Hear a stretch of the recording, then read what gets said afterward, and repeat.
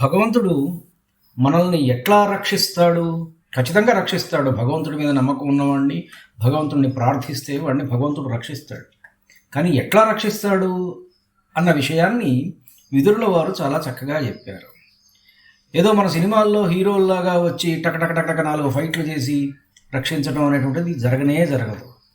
లేదు, పశువుల కాపరి పశువుల్ని కర్రతో అదిలించినట్లుగా కూడా జరగదు. మరి ఎట్లా చేస్తాడయ్యా అంటే, తాను రక్షించాలి అని అనుకున్న వాడికి మంచి బుద్ధినిచ్చి వేరు చేస్తాడట. అంటే వాడిలో మంచి సంకల్పాలు క్రియేట్ చేస్తాడు.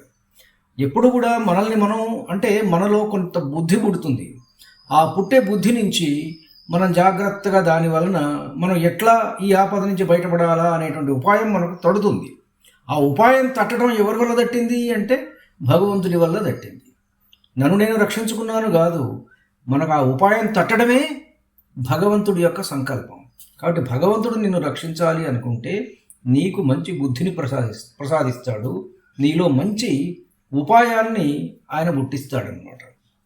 దీనికి ఉన్నటువంటి శ్లోకం, న దేవాదండమాదాయ రక్షంతి పశుపాలవత్ యం తు రక్షితుమిచ్చంతి బుద్ధ్యా సంవిభజంతి తం.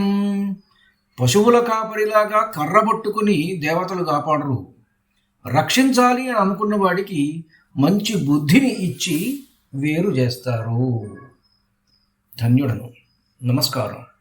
మీ ఊటుకూరు జానకిరామ.